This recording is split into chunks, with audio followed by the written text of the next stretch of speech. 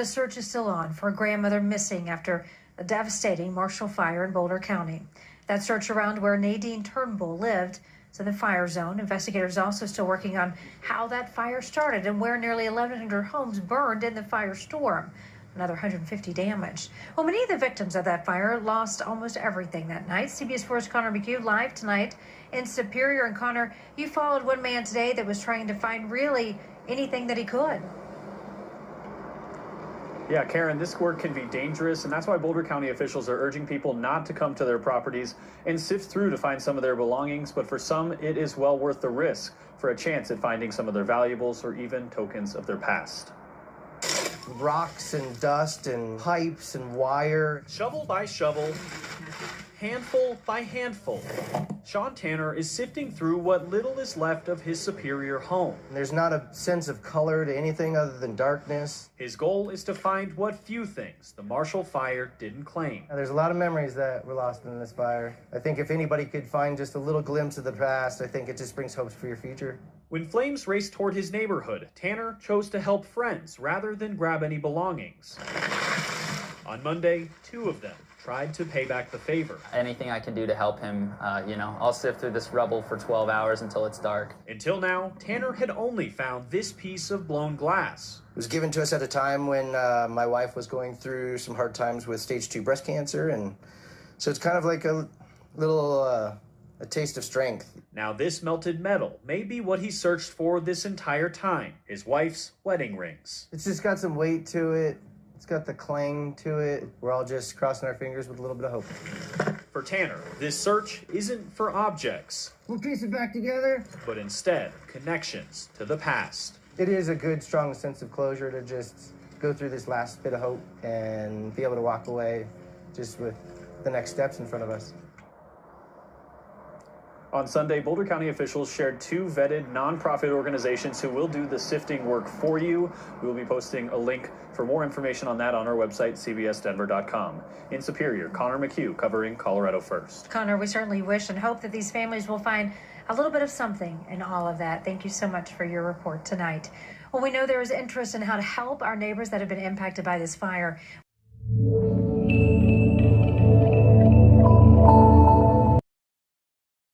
Oscarville was a small town in the county of Forsyth in the state of Georgia. In 1912, the white population drove the black population out of Oscarville with threats and violence. This event was triggered by crimes against 2 white women, allegedly at the hands of black men. Homes and churches were destroyed, and an estimated 1,100 people were displaced. This was not the first time that Oscarville had been the site of racial violence. In the 1830s, the white population forcibly removed Cherokee farmers from their properties and forced the Cherokees away from Oscarville forever. Welcome to Intrigued Mind, where today we explore Oscarville, the city drowned by Lake Lanier. Lake Lanier is the site of multiple mysterious deaths and disappearances that have plagued this man-made lake for as long as it has been in existence. Many people believe that the lake is haunted because it was constructed on top of a town. That town was called Oscarville.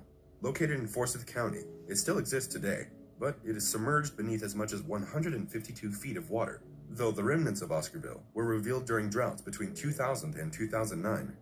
So, what happened to the residents of that town? Who were they, and why did they leave? And what other mysteries does this submerged city's tragic past lay claim to?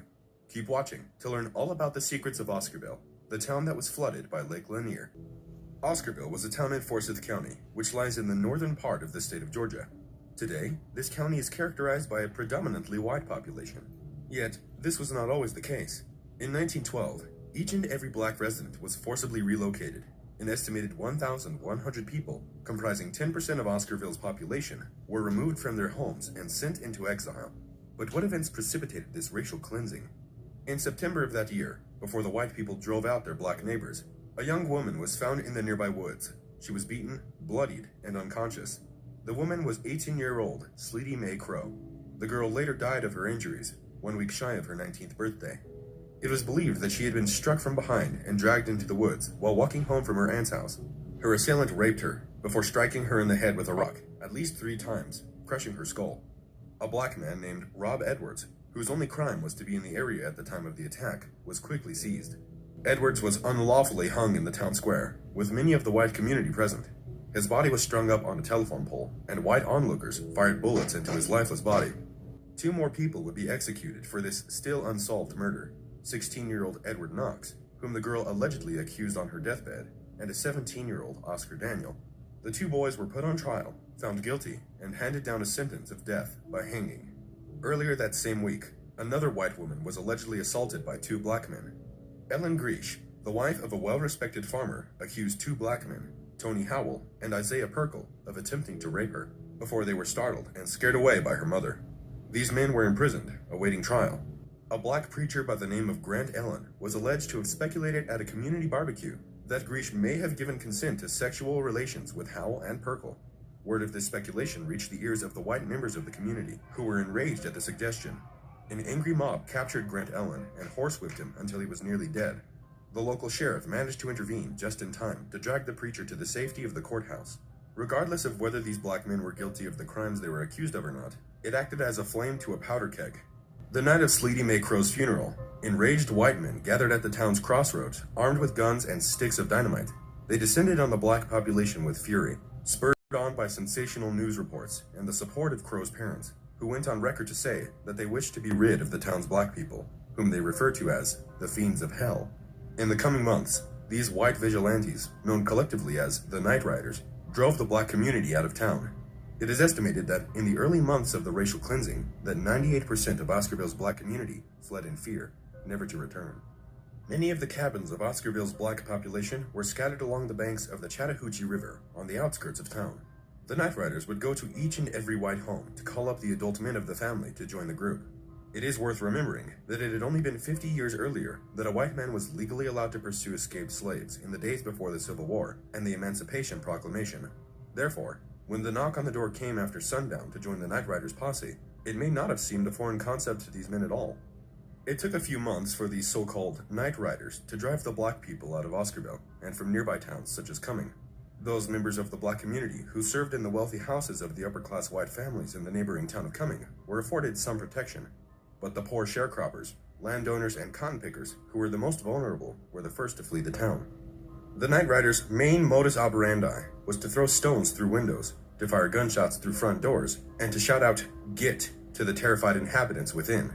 Furniture was burned, pets and livestock were shot, and messages were left behind, giving inhabitants 24 hours to leave. One white woman, Ruth Jordan, who was just a girl at the time of the racial cleansing, recounted one night when she accompanied her father, who was friendly with his black neighbors, to check on their safety. They found their neighbor's cabin empty, the furniture shot to pieces. When her father called out, their neighbors, the Cooks, emerged from the woods, where they had spent the night, hiding in terror. By mid-October, it was reported in the news that many black homes had been torched and razed to the ground, along with 5 churches where black people worshipped. The exiled literally had no place to return to. By burning their churches, the Night Riders struck at the very heart of the spiritual and social fabric of Oscarville's black community. By late October, violent means were no longer necessary.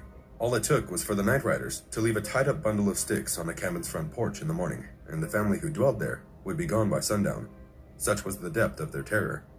The white farmers who remained in Oscarville went on to prosper after the racial cleansing of 1912.